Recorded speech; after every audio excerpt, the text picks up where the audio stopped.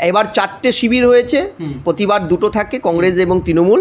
এবার তৃণমূলেরই 3টে শাখা, মানে অর্থাৎ যে চোরগুলো 15 বছর ধরে শহীদদের রক্তে, শহীদদের লাশের উপরে দাঁড়িয়ে চুরি চামারি, রাহাজানি, গুন্ডামি, চাকরি চুরি, বালু চুরি, গরু চুরি করেছিল, তারাই আজকে পিঠ বাঁচাতে বিভিন্ন শিবির টিবির তৈরি করে নিয়ে শহীদদের নামে আবার তর্পণ করছে। যে সেদিন শহীদ হয়েছিল যে সাধারণ নিরপরাধ মানুষগুলো, সেদিন তাদেরকে খুন করা হয়েছিল ঠান্ডা মাথায়। কারা করেছিল? কংগ্রেসের তৎকালীন যুবনেত্রী মমতা বন্দ্যোপাধ্যায় এদেরকে নিয়ে গিয়েছিল শিখণ্ডী করে, বলির পাঠা করে, যাতে তার রাজনৈতিক ক্যারিয়ারটা উত্তরোত্তর বৃদ্ধি পায়। দিল্লিতে ককরোচ পার্টির নাম করে দেশদ্রোহীরা ডিপসিটের টাকায় যেভাবে আজকে আন্দোলনটা সংগঠিত করে দেশের সুরক্ষা নিয়ে একটা বড় ধরনের থ্রেট তৈরি করছে, এবং জেনজিদের সরলমতি নিয়ে সাথে খেলা করে কিছু লোক দিল্লির বুকে যে আন্দোলনটা সংগঠিত করে সরকার সম্পর্কে একটা ভাবমূর্তি কলুষিত করার চেষ্টা করছে, তাদের সমর্থন মমতা ব্যানার্জি করবে না তো কে করবে? মমতা ব্যানার্জি তো বাংলাদেশের পার্টি, বাংলাদেশের সমস্ত স্লোগান চুরি করেছে, সিঙ্গুরের আন্দোলন চুরি করেছে, নন্দীগ্রামের আন্দোলন চুরি করেছে, রিজানুর আত্মহত্যার আন্দোলনটা চুরি করেছে, এবং এর সাথে যুক্ত সমস্ত আধিকারিক, পুলিশ, নেতা সবাইকে বড় বড় পদ দিয়েছে, প্রমোশন দিয়েছে, অর্থাৎ আন্দোলনটা চুরি করেছে, ন্যায় দেয়নি। আজকে এই সিজের আন্দোলন ককরোচ পার্টির নাম করে এই আন্দোলনটাও তিনি হাইজ্যাক করে ভিত্তিভূমি তৈরি করতে চাইছেন। এটা কোনো অহিংস আন্দোলন নয়, সহিংস আন্দোলন ছিল মমতার নেতৃত্বে, তার রাজনৈতিক ভিত্তি তৈরি করার জন্য। সেই আন্দোলনের স্বরাষ্ট্র সচিব, যার নেতৃত্বে গুলিটা চলেছিল, যার নির্দেশে পরবর্তীকালে মমতা ব্যানার্জি রাজ্যের তিনি বিদ্যুৎ মন্ত্রী এবং রাজ্যসভার সাংসদ। রিপোর্টটা যদি সত্যিকারেরই মমতা আন্তরিক থাকতো, তাহলে 2014 সালে রিপোর্টটা যখন প্লেস হয় তিনি সেটাকে প্রকাশ করলেন না কেন? 25 লক্ষ টাকা করে ক্ষতিপূরণ দিতে বলেছিল, দেয়নি, 2 লক্ষ টাকা করে দিয়েছিল। অর্থাৎ মমতা সরকারের সময় মদ খেয়ে, বিষ মদ খেয়ে যারা মরতো তারাও 2 লাখ, শহীদ পরিবার যার উপরে দাঁড়িয়ে তিনি রাজনৈতিক ভিত্তিভূমিটা তৈরি করেছিলেন তাদের জন্য 2 লাখ। এটা ছিল মমতা স্ট্যান্ড। তৃণমূলের সমর্থকরা রাজ্য জুড়ে গুন্ডামি করতেন 21শে জুলাইয়ের নাম করে, ট্রেনে বাসে রিজার্ভেশনের কম্পার্টমেন্টে ঢুকে বাস ট্রেন দখল করে যাত্রীদের নামিয়ে দিয়ে তারা কলকাতায় আসতেন। মমতা বন্দ্যোপাধ্যায়ের সেই আসরে তিনি কি করতেন? সিপিএমকে গাল দিতেন, বিজেপিকে গাল দিতেন, আজও যেটা তাই করেছেন। তিনি পরিষ্কারভাবে শহীদের মঞ্চটাকে রাজনৈতিক প্ল্যাটফর্ম হিসেবে ব্যবহার করেছেন, এবং তিনি জেলে যাবেন এই কারণে এটাকে কোনোদিনও প্রকাশ্যে দিন আনেননি। কিন্তু ম্যাডাম, আপনাকে বলে রাখি, আরশোলা ঘরে বাড়লে আমরা হিট বেগুন স্প্রে রেডি রাখি, রেড স্প্রে রেডি রাখি। কেন্দ্র সরকারও কিন্তু রেডি করে দিয়েছে, ইতিমধ্যে ট্রায়াল দেখিয়ে দিয়েছে অমিত শাহ সরকার দিল্লির বুকে। সাবধান হয়ে যান, এমন না হয় এত মামলা আপনার বিরুদ্ধে হয়েছে, এবার না হয় চুরির মামলার পাশাপাশি দেশদ্রোহিতার মামলাও অ্যাড হয়। স্যার, অন্যান্য বারের তুলনায় এবার 21শে জুলাই একটা জিনিস শুধু আলাদা, যে 2টি তৃণমূলের সভামঞ্চ, তাছাড়া প্রায় কিছু আলাদা নয়। বিজেপিকে গালাগালি ছাড়া আর কোনো বক্তব্যই অন্য তৃণমূলের, যে কোনো তৃণমূল হোক, তাদের মুখে নেই। কিন্তু এটা সেই একই প্রশ্ন বারবার উঠে আসে, এটা কি শহীদ মঞ্চ, শহীদদের তর্পণের মঞ্চ, নাকি অন্য কিছু? কোনো কিছুই কোনো দিন ছিল না। এবার 4টে শিবির হয়েছে, প্রতিবার 2টো থাকে, কংগ্রেস এবং তৃণমূল। এবার তৃণমূলেরই 3টে শাখা, মানে অর্থাৎ যে চোরগুলো 15 বছর ধরে শহীদদের রক্তে, শহীদদের লাশের উপরে দাঁড়িয়ে চুরি চামারি, রাহাজানি, গুন্ডামি, চাকরি চুরি, বালু চুরি, গরু চুরি করেছিল, তারাই আজকে পিঠ বাঁচাতে বিভিন্ন শিবির টিবির তৈরি করে নিয়ে শহীদদের নামে আবার তর্পণ করছে। প্রশ্নটা হচ্ছে, গতকালের রিপোর্টটা, জাস্টিস সুশান্ত চট্টোপাধ্যায়ের রিপোর্ট, তার যদি ভালো করে দেখো, এবং আমরা এই রিপোর্টের আগেও বারবার আলোচনা করেছিলাম যে সেদিন শহীদ হয়েছিল যে সাধারণ নিরপরাধ মানুষগুলো, সেদিন তাদেরকে খুন করা হয়েছিল ঠান্ডা মাথায়। কারা করেছিল? কংগ্রেসের উচ্চ নেতৃত্বের অর্ডারকে উপেক্ষা করে, আদেশকে উপেক্ষা করে তৎকালীন যুবনেত্রী মমতা বন্দ্যোপাধ্যায় এদেরকে নিয়ে গিয়েছিল শিখণ্ডী করে, বলির পাঠা করে, যাতে তার রাজনৈতিক ক্যারিয়ারটা উত্তরোত্তর বৃদ্ধি পায়। এবং সেদিন যদি আন্দোলনটা দেখো, মোটেই সেটা গান্ধীবাদী আন্দোলন ছিল না, অহিংস আন্দোলন ছিল, সহিংস আন্দোলন ছিল। কারণ সেই আন্দোলনের স্বরাষ্ট্র সচিব, যার নেতৃত্বে গুলিটা চলেছিল, যার নির্দেশে পরবর্তীকালে মমতা ব্যানার্জি রাজ্যের তিনি বিদ্যুৎ মন্ত্রী এবং রাজ্যসভার সাংসদ হয়, সেই মন্ত্রী তৎকালীন স্বরাষ্ট্র সচিব হাইকোর্টের জমা করেছিল যে রিপোর্ট, তাতে বলা হচ্ছিল সেদিনের মদ্যপ অবস্থায় ছিল, গুন্ডামি করতে গিয়েছিল, ভোটার কার্ড সংশোধনের নাম করে নির্বাচন কমিশনের দপ্তরের আগে নবান্নে ঝাঁপিয়ে পড়েছিল। সেদিন 3টে বাস পোড়ানো হয়েছিল, 35টি গাড়ি পোড়ানো হয়েছিল, 215 জন পুলিশকে জখম হয়েছিল, ডিসি, পুলিশ কমিশনার, পুলিশ যুগ্ম কমিশনার, ডিসি সহ 7 জন ডিসি, 10 জন অ্যাসিস্ট্যান্ট কমিশনার, 35 জন পুলিশকে হাসপাতালে ভর্তি করা হয়েছিল। তাদের অধিকাংশ শরীর থেকে পাইপ গানের গুলি এবং বোমের স্প্লিন্টার পাওয়া গিয়েছিল। শুধু তাই নয়, সাব ইন্সপেক্টর কালাচাঁদ সমাদ্দারের শরীরে বোমার আঘাত ছিল।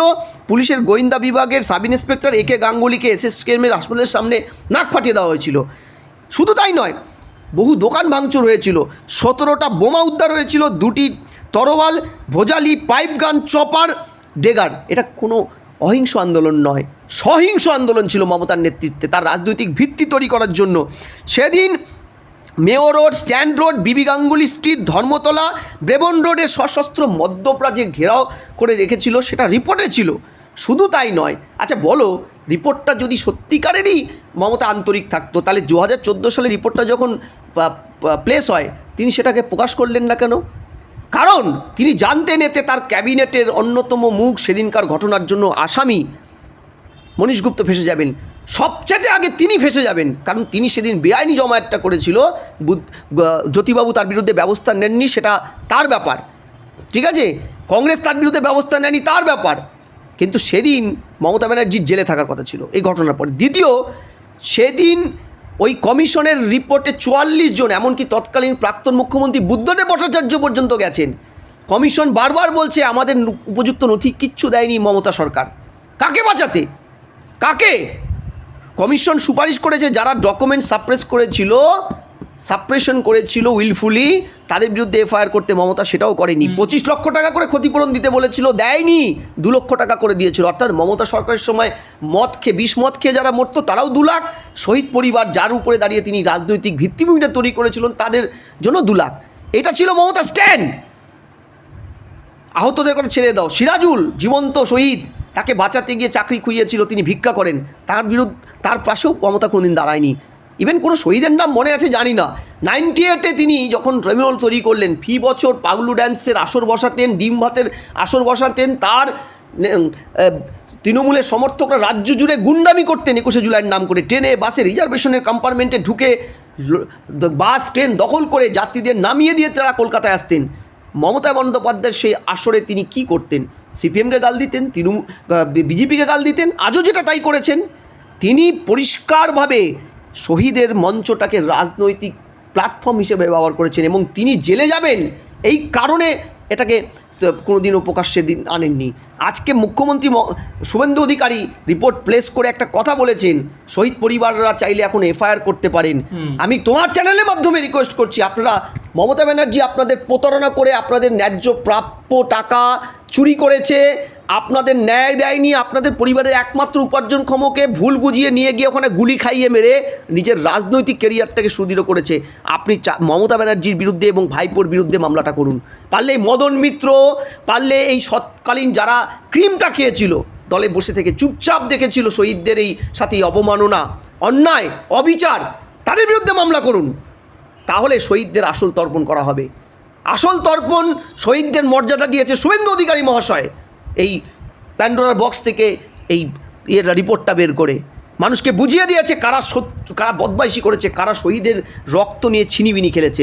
আমার একটাই কথা, সেদিন রিপোর্টে 8 নম্বর কলামে বামের সরকারের ভূমিকা নিয়ে সমালোচনা করে জালিয়ানবাগের হত্যাকাণ্ডের সাথে তুলনা করা হয়েছিল। সেই বাম সরকারের কোনো কেষ্টবিষ্টকেও কিন্তু মমতা ব্যানার্জি সেদিন টাচ করেননি, কেশাগ্র স্পর্শ করেননি। তৎকালীন প্রাক্তন মুখ্যমন্ত্রী বুদ্ধদেববাবু বারবার বলতেন, এই যারা কোনো তথ্য প্রমাণ কমিশনকে দিল না তাদের বিরুদ্ধে অন্তত একটা কমিশন তৈরি হোক। হয়নি। অর্থাৎ এন্টার এপিসোডটা ছিল রাজনৈতিক মঞ্চ তৈরি করার জায়গা। আজকে শহীদদের নিয়ে তিনি আবার স্বপ্ন দেখছেন, শহীদদের ভুল বুঝিয়ে মিথ্যা কথা বলে আজকে শহীদ পরিবারগুলোর কাছে যাও তো, তারা পরিষ্কার বলছে মমতার বিরুদ্ধে ক্ষোভ উগড়ে দিচ্ছে যে এই ক্ষমতার 15 বছরে থাকাকালীন কোনোদিন তিনি খবর নেননি, মমতা খবর নেননি, মমতার ভাইপো কোনোদিন খবর নেননি। আজকে আবার সেই শহীদের মঞ্চ ব্যবহার করছেন। আমি বলছি এরপরে এই এফআইআর হওয়ার পরে মমতা জেলে যেদিন যাবে, জেলে গিয়ে তিনি শহীদ তর্পণ করবেন এবং জেলে গিয়ে তৃণমূল কংগ্রেস নতুন করে তৈরি করবেন। আপনাকে আর বাইরে থাকতে দেবে না কেউ। স্যার একটা ছোট্ট প্রশ্ন, তিনি এই শহীদ মঞ্চ থেকে তিনি বলছেন সিজিপির মঞ্চেও তিনি যাবেন, আপনি বললেন এইখানে তিনি সে বছর ভুল বুঝিয়ে তিনি মহাকরণ অভিযান করেছিলেন, তাহলে দিল্লির ওটাও কি ঠিক একই ঘটনা? দিল্লিতে ককরোচ পার্টির নাম করে দেশদ্রোহীরা ডিপস্টেটের টাকায় যেভাবে আজকে আন্দোলনটা সংগঠিত করে দেশের সুরক্ষা নিয়ে একটা বড় ধরনের থ্রেট তৈরি করছে এবং জেনজিদের সরলমতি নিয়ে সাথে খেলা করে কিছু লোক দিল্লির বুকে যে আন্দোলনটা সংগঠিত করে সরকার সম্পর্কে একটা ভাবমূর্তি কলুষিত করার চেষ্টা করছে, তাদের সমর্থন মমতা ব্যানার্জি করবে না তো কে করবে? মমতা ব্যানার্জি তো বাংলাদেশের পার্টি, বাংলাদেশের সমস্ত স্লোগান চুরি করেছে, সিঙ্গুরের আন্দোলন চুরি করেছে, নন্দীগ্রামের আন্দোলন চুরি করেছে, রিজানুর আত্মহত্যার আন্দোলনটা চুরি করেছে এবং এর সাথে যুক্ত সমস্ত আধিকারিক পুলিশ নেতা সবাইকে বড় বড় পদ দিয়েছে, প্রমোশন দিয়েছে, অর্থাৎ আন্দোলনটা চুরি করেছে, ন্যায় দেয়নি। আজকে এই সিজের আন্দোলন ককরোচ পার্টির নাম করে এই আন্দোলনটাও তিনি হাইজ্যাক করে ভিত্তিভূমি তৈরি করতে চাইছেন। কিন্তু ম্যাডাম আপনাকে বলে রাখি, আরশোলা ঘরে বাড়লে আমরা হিট বেগুন স্প্রে রেডি রাখি, রেড স্প্রে রেডি রাখি, কেন্দ্রীয় সরকারও কিন্তু রেডি করে দিয়েছে, ইতিমধ্যে ট্রায়াল দেখিয়ে দিয়েছে অমিত শাহ সরকার দিল্লির বুকে। সাবধান হয়ে যান, এমন না হয় এত মামলা আপনার বিরুদ্ধে হয়েছে, এবার না হয় চুরির মামলার পাশাপাশি দেশদ্রোহিতার মামলাও অ্যাড হয়। মাথায় রাখুন, এই যে ককরোচ পার্টিকে নিয়ে খেলছেন, এরা কিন্তু দেশদ্রোহী, ডিপ স্টেটের টাকায় চলা একটি পার্টি, এদের কিন্তু রক্ষা হবে না। Thank you.